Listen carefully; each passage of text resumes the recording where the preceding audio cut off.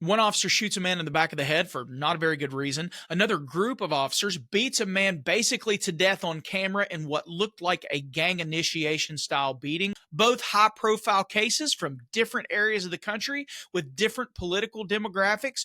Both resulted in the death of young black men, and yet we have no convictions. Why? Let's talk about the mistrial of Christopher Schurr.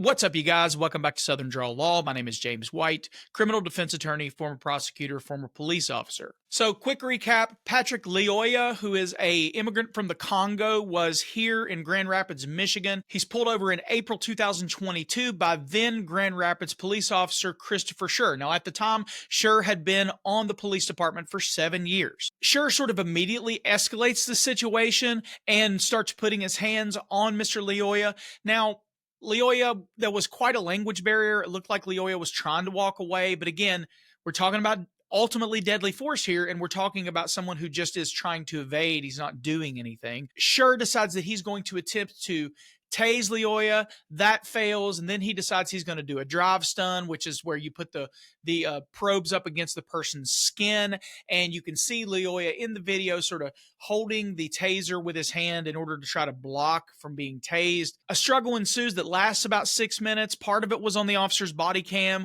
Part of it was being filmed by the passenger of Lyoya's vehicle, and ultimately, Schurr makes the decision towards the end of the encounter to pull out his pistol while he's on Lyoya's back and fire a single round into the back of his head. Schurr is ultimately charged by the prosecutor in that area with second-degree murder, and we just had a trial that ended yesterday with a hung jury. It is a massive decision that holds a lot of weight, whether or not to retry former Grand Rapids police officer Christopher Schurr. Yesterday, the judge in his case declared a mistrial when the jury came back with no verdict. While some say Patrick Lyoya's family will now have to wait even longer for justice, others say it's a big win for now for the Grand Rapids Police Department and for Schurr, arguing his actions were indeed justified. Our Autumn Pitcher is joining us live in studio tonight. And Adam, you spoke to a defense attorney about next steps here. Yes, I did. Don Cepano says right now Kent County prosecuting attorney Chris Becker is debating whether or not he should retry Christopher Schurr following a very strenuous first trial. After a split jury, Cepano says his decision is not going to be an easy one at all. In my opinion, having done a lot of these, I think that this issue is so down the middle. Like half the people think the police officer should be able to use deadly force. Half the people think that under no circumstances an officer should be able to use deadly force. That if they did go forward with a second trial, I could certainly see another hung jury. Stop. Put your hand there.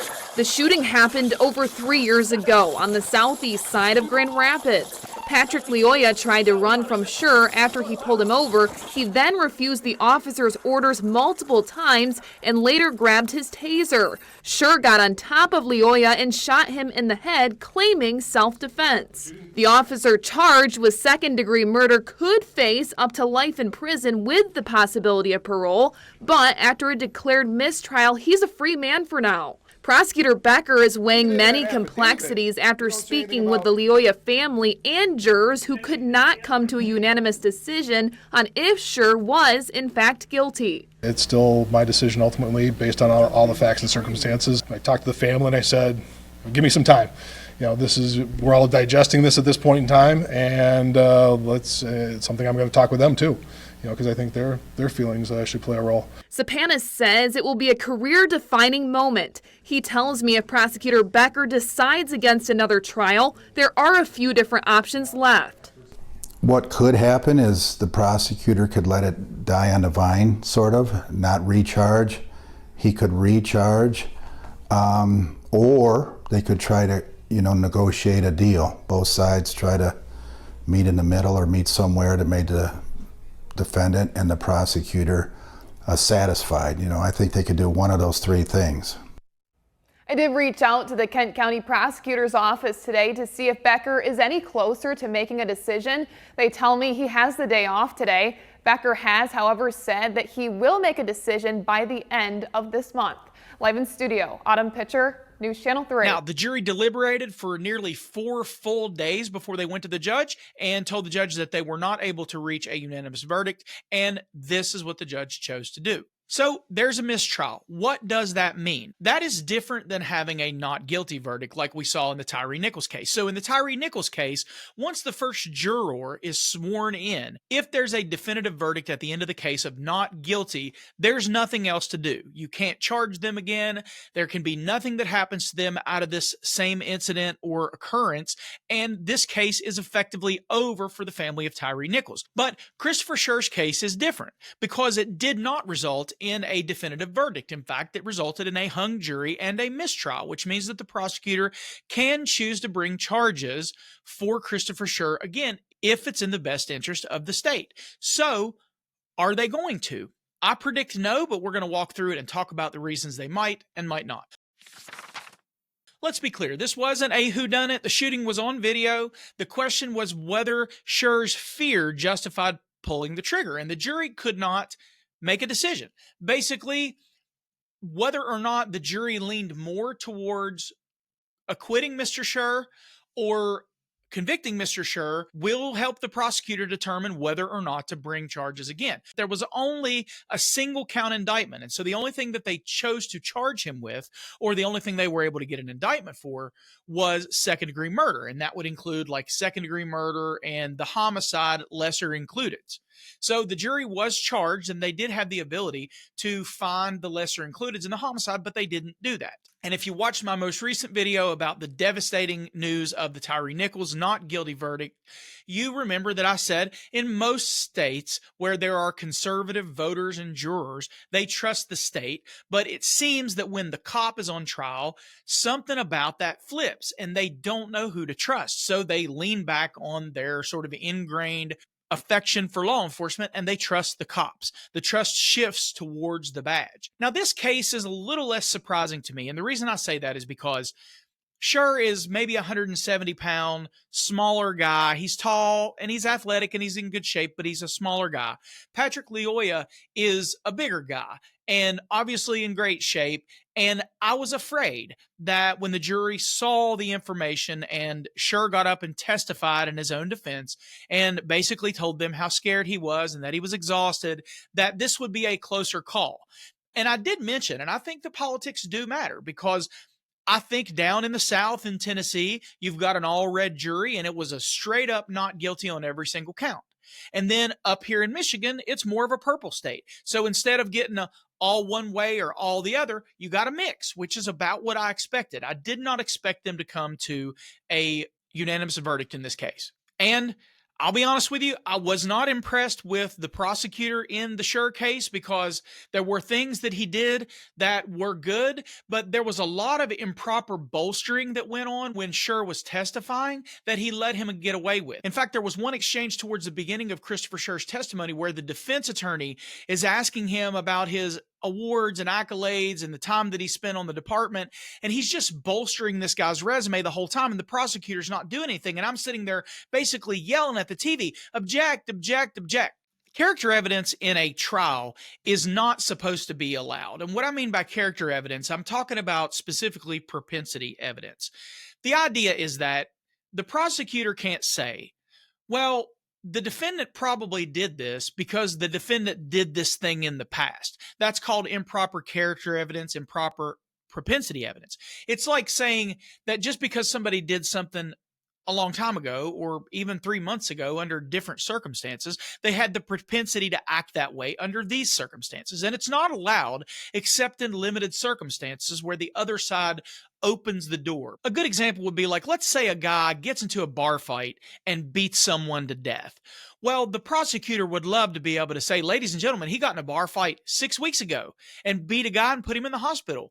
And just 3 months before that, he got in another bar fight. But you can't do that. The only way you can actually do that to prove that because he did this before, he had the propensity to do it again, is if the other side were to open the door by making claims about the person's character that the prosecutor could then rebut. It would look like this. Well, ladies and gentlemen of the jury, the defendant in this case would not do something like that. He's a peaceful man. Just saying peaceful gives the prosecutor the opportunity to introduce rebuttal character evidence to say, wait a minute, he's not peaceful.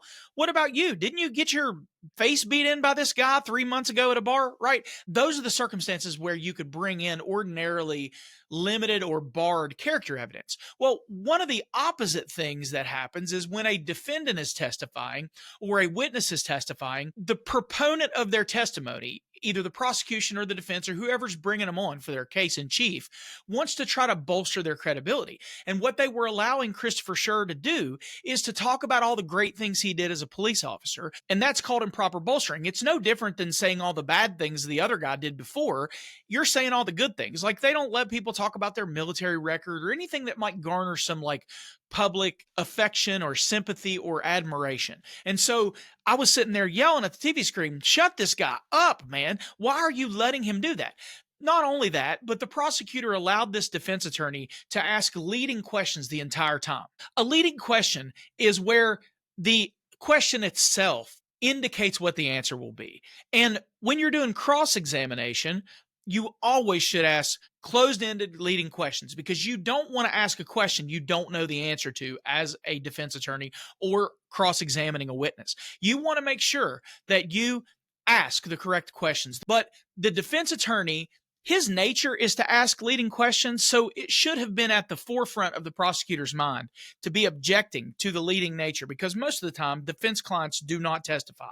And so if you're a defense lawyer, most of the time, the only questions that you're going to be asking are closed-ended leading questions. And so the prosecutor should have been on his toes. But that really isn't, I don't think, what happened here. What I think happened with this case is that they did a good job of making it seem like Christopher Schurr was basically fighting for his life. The problem is the video evidence sort of preponderates against that. It tends to disprove that Mr. Lyoya wanted to do anything except basically get away. And of course, under the Tennessee versus Garner standard, the fleeing felon doctrine, you can't use deadly force against someone who's just trying to get away unless you have some objective information that would lead you to believe that they are going to do some harm to you or somebody else if you don't apprehend them immediately. And so it's like, this was not a case where deadly force would have been authorized. But for whatever reason, they did a really good job of muddying the water for the jury. Now, I don't know, this is unofficial, but in the research that I've been able to do, it seemed that the defense attorneys polled the jury, and more of the jurors were leaning towards acquitting Christopher Schurr than were leaning towards convicting him. And I think for that reason, the prosecutor will likely not bring these charges again unless they add some different charges. Although Christopher Schurr was charged with second-degree murder, that had lesser included options like manslaughter, but there was only one count. So there wasn't any independent charges. There was no tactical flexibility. And if the DA retries the case, they're going to really need to focus in on not allowing the lawyer to run away with leading questions. And if they decide to charge again, they're probably going to have to give the jury some other options, something like involuntary manslaughter or felonious assault or negligent discharge causing death, so that they'll have something that they can potentially do besides just saying, yes, it's murder too, or manslaughter, or nothing. Multiple counts give jurors room to compromise. It's not a weakness necessarily, it's a strategy, especially now that you've sort of got this insider trading information like, hey, they're leaning towards acquitting this guy. And what I said about the red state, blue state, purple state sort of trust in law enforcement, that's not just a Southern thing or a Northern thing. You have to remember, of the recent like notable cases, and I know I'm leaving some out, but let's just think about it for a second. You've got Christopher Schurr in Grand Rapids, Michigan. That's up north, northeast, right? And you got Tyree Nichols. That's southeast. Okay, gotcha. Well, you got Geronimo Yanez from Minnesota, who killed Philando Castile. And you've got Philip Brailsford, who killed Daniel Shaver in a hotel room while he was on his knees with his hands up, begging for his life. This is not just a Southern thing. People have gone to great lengths in the comments to do the mental gymnastics. Say, oh, this is just a Southern state thing. No, it's not. This is happening all over the country. It's a lot of it has to do with how out of touch those of us who are in the internet cop watching space are with other regular people and the way they feel about law enforcement. And in the wake of Lyoya's death, Grand Rapids PD has gone on like this public relations campaign where they've tried to rebrand, they've tried to move away from the negative stigma, they've restructured, and now they're the centerpiece of a new A&E crime series or police series where it's like all access to the Grand Rapids Police Department. It shows their training and traffic stops and feel-good community work, but make no mistake, this isn't just about, entertaining the masses. It's about damage control. And you won't be able to convince me that being on TV all the time and Grand Rapids PD completely distancing themselves as much as possible from Christopher Schurr and firing him did not have some sort of impact on the people that might find themselves on the jury in this case. The defense attorney in this case was very effective in humanizing Christopher Schurr, and he didn't go so far as to try to really demonize Patrick Lyoya because there really wasn't a lot to work with. So they basically just tried to bolster Christopher Schurr's humanity, and they did a really good job because the prosecutor let him get by with it, and it worked. It is important to always keep in the back of your mind that juries are made up of regular people. They don't see what we see on the internet. They're not in the YouTube comment sections. They don't watch body cam videos. They're in the pews. They're at cookouts. They're watching their local news. If prosecutors don't charge smarter, and if we don't understand the cultural tilt towards law enforcement support, then these trials will keep going the same way they're going right now. The only exception that I can think of was in the case of Michael Slager, but that case was so painfully obvious. This guy was just running away, and Slager was shooting him multiple times in the back, and then Slager ran over and tried to drop the taser there and make it look like he had the taser. There was absolutely no threat, and it was all on camera, so that's kind of an anomaly. And they did end up convicting I think a Minneapolis police officer for shooting a woman for like no reason whatsoever. There was no fight. It was just the lady startled him and he shot her and killed her. They did convict him, but again, that wasn't a use of force scenario. That was just like she startled him and he shot her. And it was just like he had a knee-jerk reaction, and they did convict him. And then, of course, they did convict Amber Geiger. But again, she broke into somebody else's house and shot him. So it seems like in order to get a conviction, it has to be like so clear-cut, slam dunk. There can't be any sort of, would a reasonable officer have done that? That kind of stuff. Anytime you get into the battle with the experts, and anytime you're talking about putting an officer in prison or convicting them of murder, it is different. Juries don't seem to mind to give people money. They do seem to have a problem with sending a police officer to the other side of the law. Anyway, I teased the update earlier in the week when I did the Tyree Nichols video. Thought I would bring you the update. It is not a great week for law enforcement accountability, but I hope you got something from the video. I'd like to invite you to come over to the Substack community and join our group there. It's absolutely free to join. There'll be a link in the description of this video. If you don't want to go to Substack and you don't want to follow me to another platform, but you'd like to support the channel monetarily, I'll put my Venmo and PayPal links both here on the screen as well as in the description. Please remember to like and subscribe and leave a comment on the video. Check out some of the other videos on the channel and leave a comment on there as well. Until I see you again, take care. Always film your interactions with the police and keep your evidence to yourself.